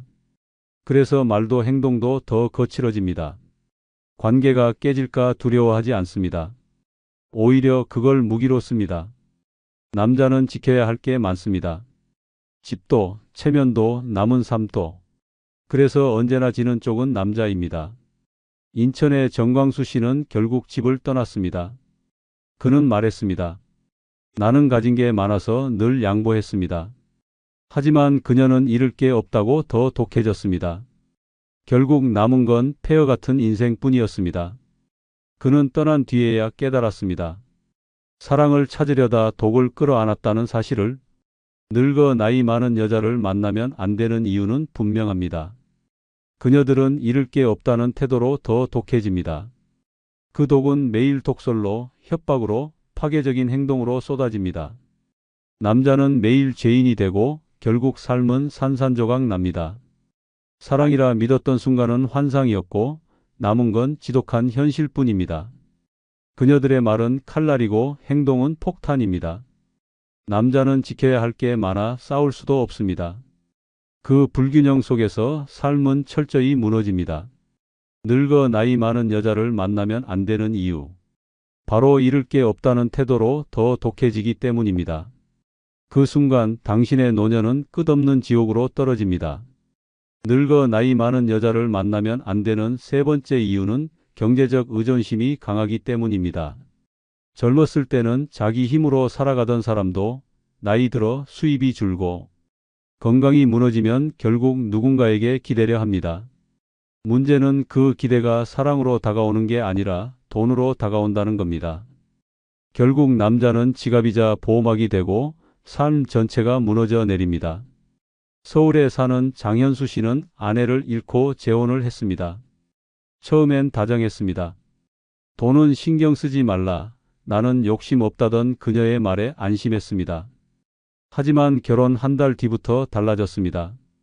매달 용돈을 요구했고 옷을 사야 한다. 친구들과 모임이 있다며 돈을 끊임없이 빼갔습니다. 장 씨가 불편한 기색을 보이면 내가 너 때문에 고생하는데 이 정도도 못 해주냐라며 눈을 부릅떴습니다. 결국 장 씨는 말했습니다. 나는 남편이 아니라 지갑이었습니다. 부산의 오재석 씨는 더 끔찍했습니다. 그는 은퇴 후 모아둔 연금으로 조용히 살고 싶었습니다. 그러나 재혼한 아내는 매번 돈을 핑계로 화를 냈습니다. 내가 평생 고생했는데 이제는 편히 살아야 하지 않겠냐라며 여행, 명품, 각종 취미생활을 요구했습니다. 오 씨가 거절하자 아내는 집안일을 거부했습니다. 밥상은 비어 있었고 빨래는 쌓여갔습니다. 결국 오 씨는 울분을 삼키며 돈을 건넬 수밖에 없었습니다. 그는 고개를 숙이며 말했습니다. 사랑이라고 믿었던 게 결국 돈을 뜯어내기 위한 수단이었구나. 대전의 박영호 씨 사례는 더 비극적입니다. 그는 재혼 아내에게 신뢰를 주고 싶어 통장을 맡겼습니다. 그러나 몇 달 지나지 않아 통장은 텅텅 비었습니다. 아내는 친정 가족에게 돈을 퍼주고 사치품을 사들이며 흥청망청 썼습니다. 박 씨가 따지자 돌아온 대답은 충격적이었습니다. 돈은 다시 벌면 되지만 나를 잃으면 너는 혼자다. 협박이었습니다. 결국 박 씨는 빚까지 떠안게 됐습니다. 내 노후를 위해 모아온 모든 게 단 몇 달 만에 무너졌다는 그의 말은 절규에 가까웠습니다. 이처럼 경제적 의존심은 단순한 약점이 아닙니다.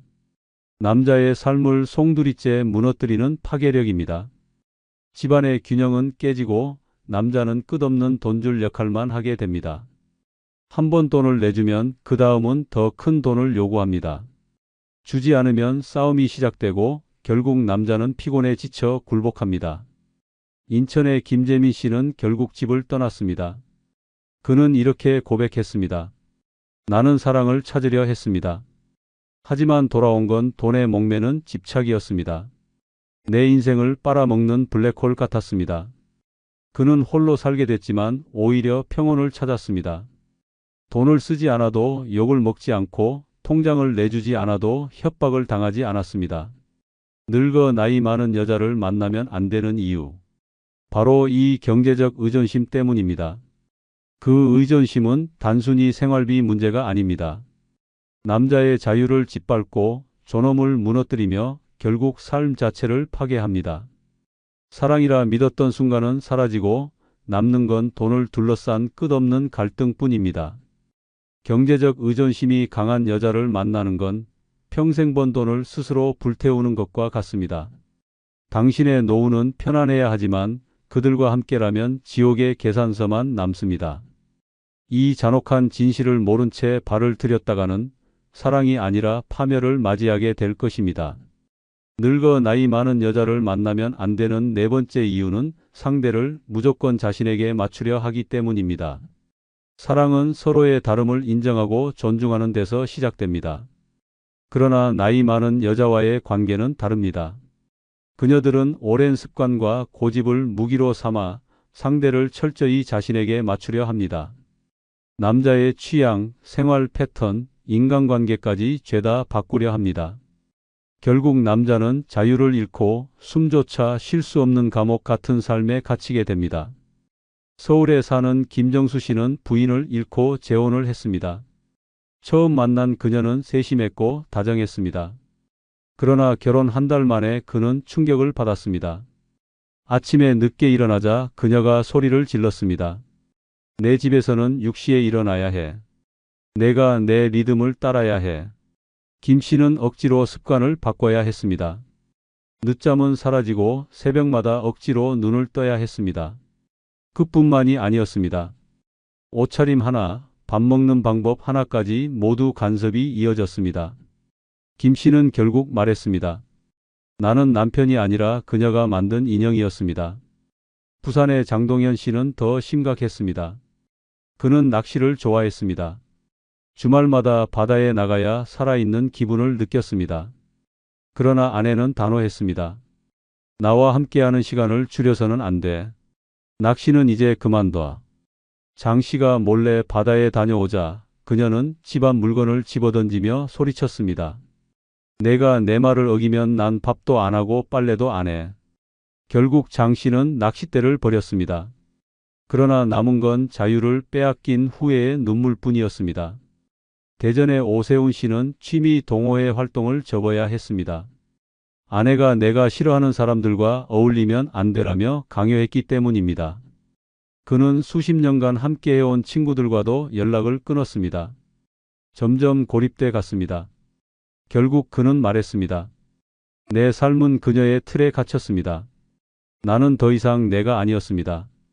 이런 통제는 단순한 잔소리가 아닙니다. 상대의 정체성을 파괴하는 폭력입니다. 남자는 웃음을 잃고 점점 껍데기만 남습니다. 좋아하던 취미는 사라지고 친구 관계는 끊어지고 심지어 가족과의 연락까지 제한됩니다. 내가 싫다는데 왜 해?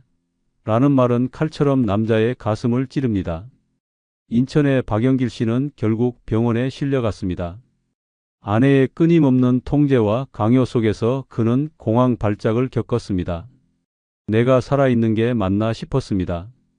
매일이 감옥 같았고 나라는 존재가 사라진 느낌이었습니다. 그는 끝내 집을 떠나 홀로 살기로 결심했습니다. 늙어 나이 많은 여자가 더 무서운 이유는 타협하지 않는다는 겁니다. 젊을 때는 다투다가도 화해가 가능하지만 나이가 들면 자기 방식을 절대 고치려 하지 않습니다. 오히려 나이가 무기입니다. 내가 살아온 게 맞다. 내가 나를 따라야 한다. 이 말 한마디에 남자는 무너집니다. 사랑은 서로를 맞추는 게 아니라 서로의 차이를 존중하는 것입니다. 하지만 늙어 나이 많은 여자는 상대를 철저히 자신에게 맞추려 합니다. 그 강요는 하루하루를 옥죄고 결국 남자의 삶을 산산조각 냅니다. 늙어 나이 많은 여자를 만나면 안 되는 이유. 바로 이 끝없는 강요 때문입니다. 상대의 삶을 빼앗고 취향을 짓밟고 인간관계까지 끊어버리는 무서운 통제. 남는 건 껍데기뿐인 인생입니다. 사랑이 아니라 속박, 동행이 아니라 감옥. 그곳에 발을 들이는 순간 당신의 자유는 끝장납니다. 늙어 나이 많은 여자를 만나면 안 되는 다섯 번째 이유는 늙어가는 불안을 상대에게 전가하기 때문입니다. 누구나 나이 드는 게 두렵습니다.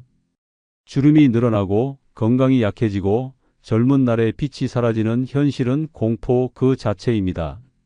하지만 그 불안을 스스로 다스리지 못하면 결국 가장 가까운 사람에게 독처럼 퍼뜨립니다. 남편에게, 동반자에게, 아무 잘못 없는 사람에게. 그 결과는 참혹합니다. 사랑은 사라지고 원망과 불신만 남습니다. 서울에 사는 조태수 씨는 부인을 잃고 5년 만에 재혼했습니다. 그녀는 처음에 다정했습니다. 그러나 거울 앞에 서는 시간이 길어지면서 상황은 달라졌습니다. 내 얼굴이 이렇게 된 게 다 너 때문이야. 나를 행복하게 해주지 못했으니까 늙은 거야. 말도 안 되는 비난이 매일 쏟아졌습니다. 조 씨는 처음엔 달랬습니다. 하지만 시간이 지날수록 그녀의 불안은 분노가 되었고 그 화살은 늘 조 씨에게 꽂혔습니다. 결국 그는 말했습니다. 나는 남편이 아니라 그녀의 늙음에 대한 희생양이었습니다. 부산의 이영호 씨는 더 끔찍했습니다. 그의 아내는 친구들이 모인 자리에서도 불안을 감추지 못했습니다. 내가 젊었을 땐 너희보다 훨씬 예뻤다는 말을 반복했고 집에 돌아오면 분노로 폭발했습니다. 내가 나를 늙게 만든 거다. 내가 나를 돌보지 않아서 내가 이렇게 된 거다. 이 씨는 매번 죄인처럼 사과해야 했습니다. 하지만 그 사과는 불안을 더 키울 뿐이었습니다.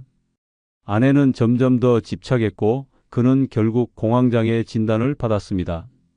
나는 그녀의 늙음을 떠안은 죄인이었습니다. 대전의 박정수 씨는 재혼 후 불안의 그림자에 짓눌렸습니다. 아내는 하루에도 몇 번씩 기분이 바뀌었습니다. 아침엔 울며 나 이제 늙어서 아무 의미 없어라고 말하다가 저녁엔 분노하며 너는 아직 멀쩡하니 좋겠다. 나만 망가지는 것 같아 억울하다고 소리쳤습니다. 박 씨는 무너졌습니다. 그는 고백했습니다. 그녀는 자신의 불안을 나한테 던졌습니다. 내가 그녀의 감정 쓰레기통이 돼버린 겁니다. 이처럼 늙어가는 불안을 상대에게 전가하는 순간 관계는 지옥으로 변합니다. 남자는 아내의 불안을 떠안으며 점점 무너집니다. 하루하루가 긴장 속에서 흘러갑니다. 웃음은 사라지고 대화는 원망으로 가득 차고 사랑은 흔적도 없이 사라집니다. 남는 건 끝없는 죄책감과 피로뿐입니다. 인천의 윤태호 씨는 결국 도망치듯 집을 나왔습니다. 그는 말했습니다. 처음엔 안쓰러워 보였습니다. 하지만 시간이 갈수록 그녀의 불안은 독이 되어 나를 갉아먹었습니다. 나는 점점 병들어갔고 결국 떠나야만 했습니다. 그는 홀로 살게 됐지만 그제야 평온을 되찾았습니다. 늙어 나이 많은 여자를 만나면 안 되는 이유. 바로 이 늙어가는 불안 때문입니다. 그 불안을 자기 몫으로 받아들이지 못하고 상대에게 전가하기 때문입니다. 남자는 매일 죄인이 되고 결국 삶은 파괴됩니다. 사랑은 변명으로 가득 차고 일상은 긴장과 두려움으로 얼어붙습니다. 늙어가는 불안을 함께 이겨내야 할 동반자가 오히려 그 불안을 전가하는 괴물이 된다면 그 삶은 감옥입니다. 늙어 나이 많은 여자를 만나면 안 되는 이유. 그것은 그녀들이 가진 불안이 결국 남자의 삶을 삼켜버리기 때문입니다. 그 불안은 사랑을 파괴하고 존엄을 무너뜨리고 결국 남은 노년을 지옥으로 끌어갑니다. 늙어 나이 많은 여자를 만나면 안 되는 6번째 이유는 말투가 날카로워 상처를 주기 때문입니다. 말은 단순한 소리가 아닙니다. 칼보다 더 깊게 베이고 총알보다 더 빨리 가슴을 뚫습니다. 특히 나이 들어 굳어진 말투는 온기가 사라지고 매서운 비수가 되어 날아옵니다. 순간의 한마디가 상대의 가슴을 찢고 영혼을 무너뜨립니다. 사랑을 꿈꾸며 시작한 관계가 결국 모욕과 절망으로 끝나는 이유가 바로 여기에 있습니다. 서울에 사는 이영석 씨는 부인을 잃고 재혼했습니다. 그녀는 처음엔 다정했습니다. 하지만 몇 달이 지나자 달라졌습니다.